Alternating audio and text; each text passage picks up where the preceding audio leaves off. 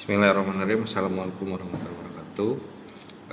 Hari ini atau di pertemuan ini kita akan bahas mengenai strategi pengembangan manajemen kualitas di mata kuliah manajemen kualitas. Nah, di dalam pengembangan ini ada beberapa hal yang akan kita bahas atau akan saya sharingkan. Salah satunya adalah mengenai sistem-sistem manajemen yang yang harus diterapkan atau yang bisa diterapkan di dalam sebuah manajemen atau perusahaan maupun organisasi ya.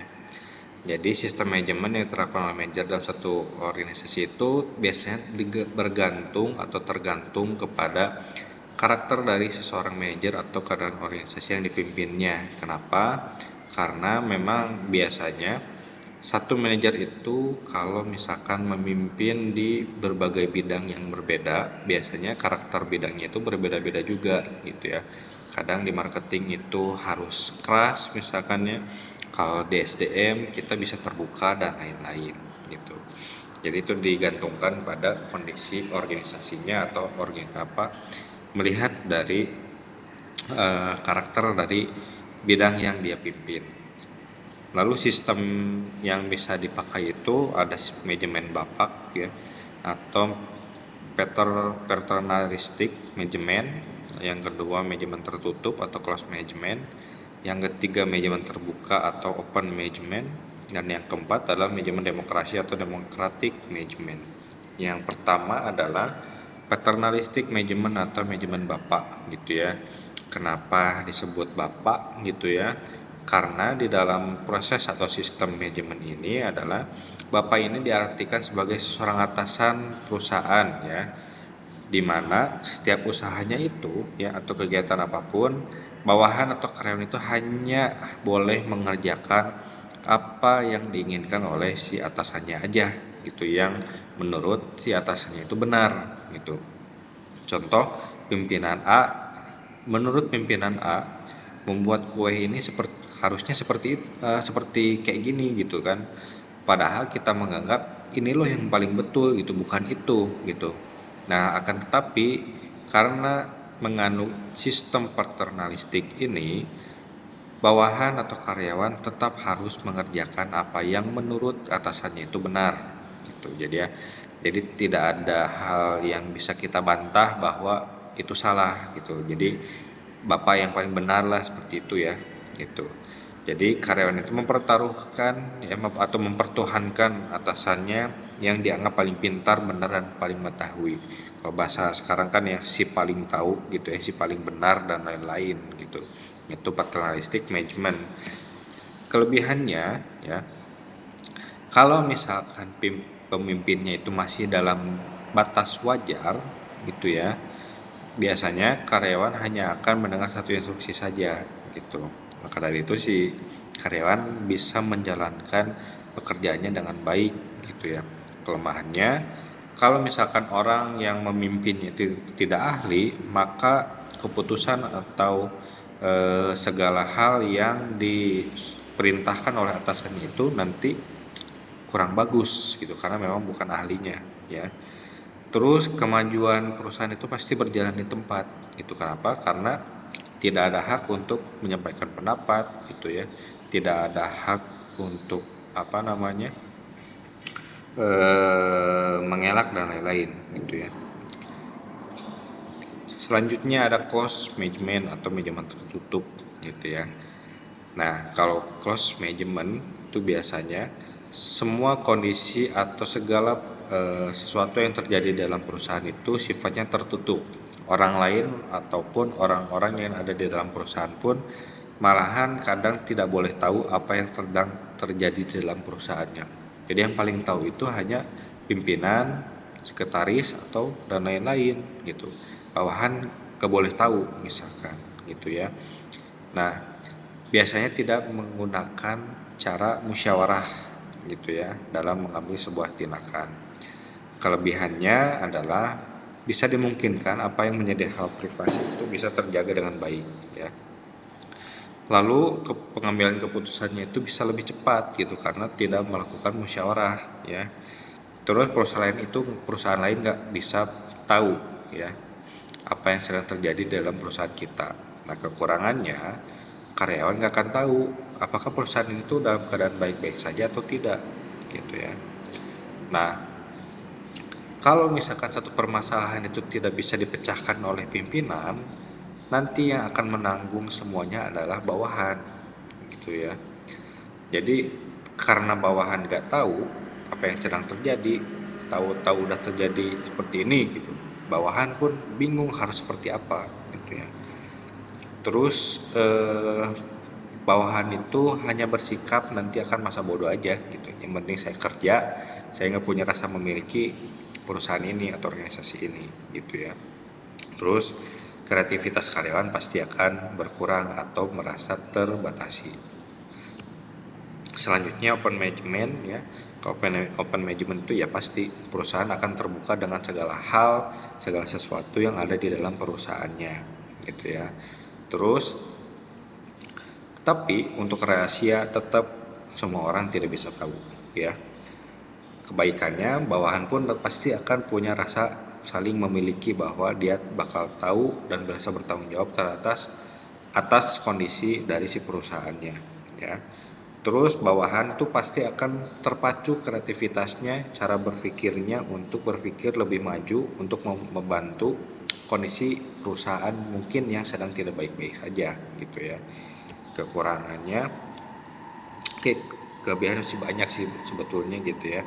Jadi pada intinya adalah kalau si manajemen terbuka itu banyak pihak yang bisa diajak bicara gitu ya. Kalau misalkan ada sesuatu hal yang sedang terjadi di dalam perusahaan, ada terbukanya sistem musyawarah misalkan ya, terus akan terjalin hubungan yang harmonis juga gitu, merasa saling punya sikap rasa kebersamaan dan lain-lain gitu ya.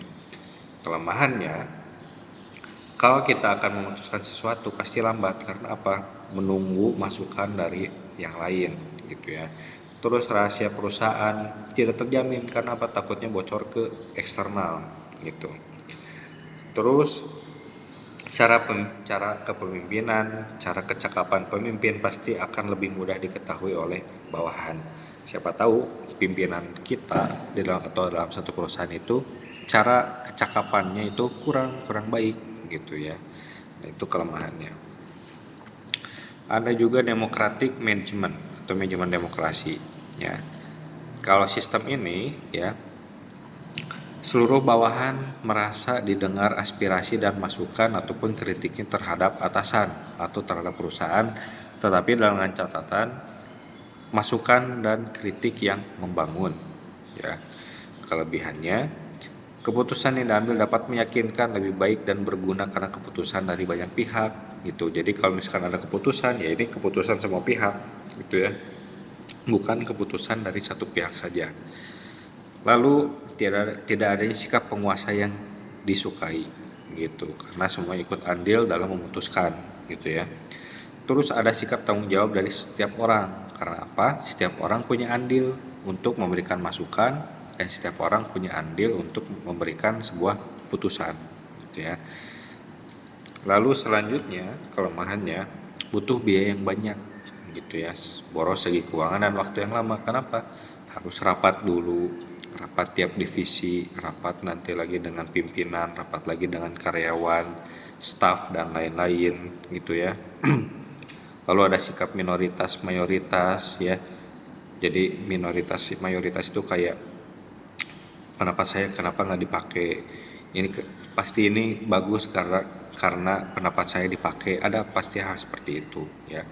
Terus pasti ada sikap atau kubu yang merasa dirugikan dan diuntungkan dan seperti itu. Jadi untuk terkait sistem manajemen itu biasanya bergantung kepada karakteristik dari si pimpinannya.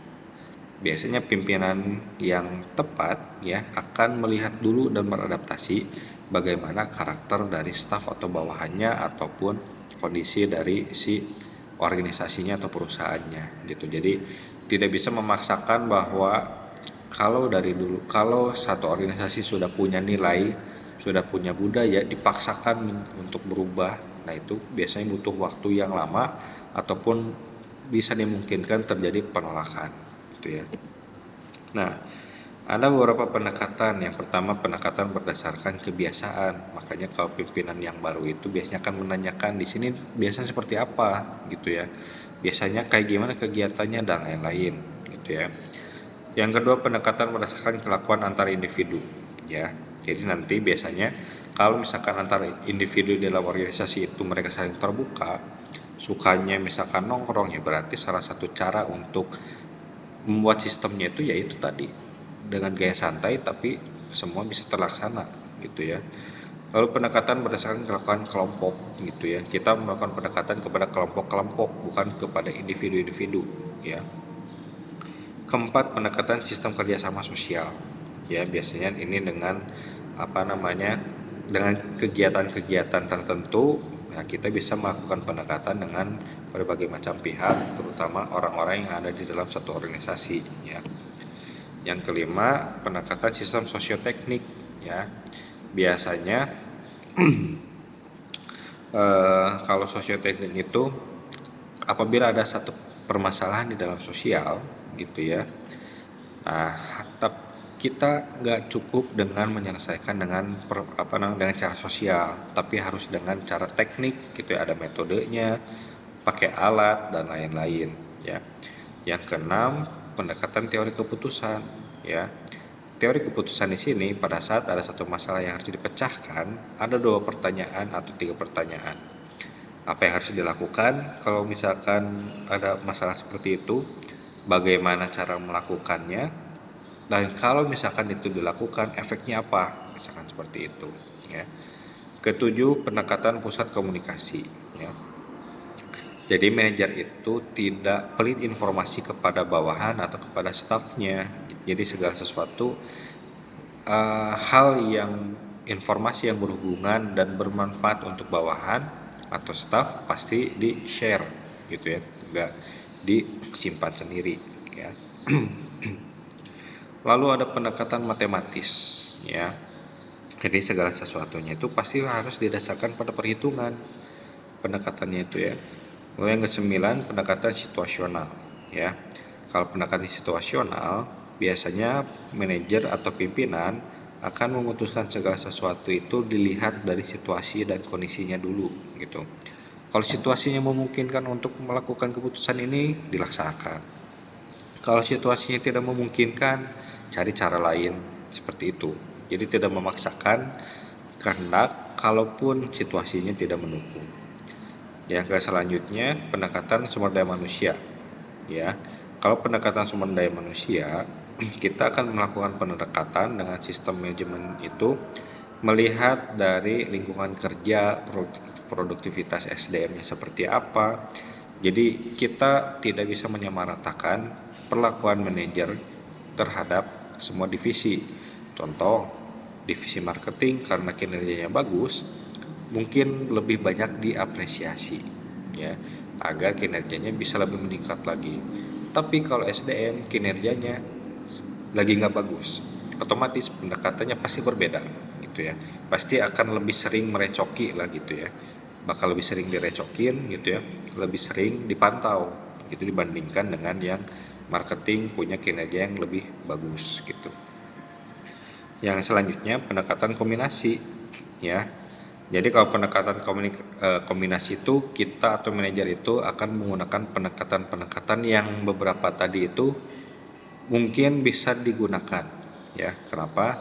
Biasanya dilihat dari situasinya, kapan nih pakainya yang matematis, kapan pakainya yang SDM, kapan yang situasional, mana yang kapan pakai yang sosioteknik dan lain sebagainya ya. Oke. Ada beberapa elemen-elemen di dalam manajemen kualitas ya yang harus benar-benar diperhatikan. Yang pertama pasti ya, fokusnya harus terhadap pelanggan ya, atau fokusnya terhadap eksternal kita. Lalu yang kedua, keterlibatan karyawan. Karyawan harus tetap dilibatkan agar lebih produktif. Lalu yang selanjutnya, pemusatan perhatian pada proses, jangan hanya hasil ya. Karena apa? Takutnya hasilnya bagus tapi prosesnya salah, sehingga nanti akan mempengaruhi dari hasilnya. Memang dari tampilan bagus tapi isinya mungkin kurang bagus Itu biasanya untuk makanan dan lain-lain gitu ya. Sistem yang terintegrasi, biar apa? Biar satu pintu, segala data semua tersedia di dalam satu bank data ya. Selanjutnya pendekatan strategi dan sistematik ya. Jadi segala sesuatu itu harus menggunakan strategi gitu ya. Lalu sistematis, berurutan gitu, bertahap gitu. Jangan hanya ingin serba instan ya. Peningkatan secara berkesinambungan. Berkesinambungan itu terus menerus gitu. Jadi kalau misalkan kita udah untung 10.000, targetnya 9.000, ya tetap harus. Kalau masih bisa ditingkatkan gitu ya. Selanjutnya keputusan harus berdasarkan fakta atau dan data gitu ya. Karena apa? Agar semuanya diputuskan ada dasarnya gitu ya. Pada saat terjadi sesuatu, ya kita bisa berpegang pada fakta dan data yang kita miliki. Yang terakhir adalah komunikasi ya. Semua bisa berjalan karena adanya komunikasi yang baik, komunikasi yang terkoordinasi, dan komunikasi yang terbuka terhadap semua orang yang ada di dalam lini perusahaan atau organisasi. Dan yang terakhir ya, ada beberapa prinsip yang harus dipegang agar si manajemen kualitas ini bisa terlaksana. Yang pertama, customer focus tetap ya. Kalau misalkan pelanggan ini mengharapkan sesuatu dari perusahaan kita ya, yang mereka harapkan 10, ya kita harus memenuhi ekspektasi pelanggan kita 12 atau 11 gitu. Kenapa? Karena takutnya kepuasan pelanggan itu ya bakal berubah seketika ya. Lalu yang kedua, leadership. Leadership atau kepemimpinan yang harus dimiliki oleh suatu perusahaan adalah mindset pemimpinnya itu adalah ingin selalu mencapai sasaran dari organisasinya. Enggak tidak berubah-ubah gitu. Kalau misalkan sasaran awalnya A ya A gitu, jangan berubah jadi C atau D terlalu jauh dan lain-lain ya. Lalu yang ketiga, engagement people ya. Kalau engagement people ini adalah bagaimana cara perusahaan meng-create ya atau membuat sesuatu ya, menciptakan dan memberikan nilai lebih kepada orang lain atau kepada konsumen, sehingga apa? Itu tadi ya, customer focus, yang perusahaan atau yang pelanggan harapkan 10 ya, kalau misalkan perusahaannya bisa 11 ya lakukan 11 gitu ya. Lalu selanjutnya proses approach ya, hasil yang dapat diprediksi dan konsisten. Pada saat kita akan melakukan atau memutuskan sesuatu, sebisa mungkin kita harus bisa prediksi, oh kalau kita putuskan ini harapannya adalah sekian misalkan ya. Lalu konsisten gitu ya. Memang konsisten itu sulit tapi tetap harus dilakukan. Karena apa? Konsisten itu sangat diperlukan. Lalu ada improvement ya. Jadi improvement ini adalah kita harus tetap fokus terhadap perbaikan. Walaupun kita selalu achieve target, tetap harus ada yang perlu diperbaiki atau dievaluasi gitu, biar tidak cepat puas. Selanjutnya evidence based decision making gitu ya. Segala keputusan itu didasarkan pada analisis dan evaluasi data dan informasi. Ada dasarnya gitu ya, ada faktanya. Ini loh kenapa saya ambil keputusan ini, ya karena didasarkan data ini gitu. Jadi ada pegangannya ya. Yang terakhir adalah relationship management, mengelola hubungan dengan pihak-pihak yang berkepentingan. Kalau kita punya perusahaan, teman-teman punya perusahaan, relationship management ini adalah hubungan yang harus dijaga ya. Kepada siapa? Distributor, supplier, produsen, terutama konsumen gitu. Itu yang harus dijaga. Karena apa? Tanpa pihak-pihak tersebut kita tidak akan bisa menjalankan dan kita nggak bisa mencapai yang namanya kualitas tadi. Nah, makanya prinsip-prinsip ini yang harus dipegang ya, prinsip-prinsip ini yang harus dilakukan oleh perusahaan atau organisasi. Nah, itu teman-teman semua untuk materi kali ini. Semoga teman-teman bisa dipahami materi-materinya dan kita ketemu lagi di kesempatan berikutnya. Assalamualaikum warahmatullahi wabarakatuh.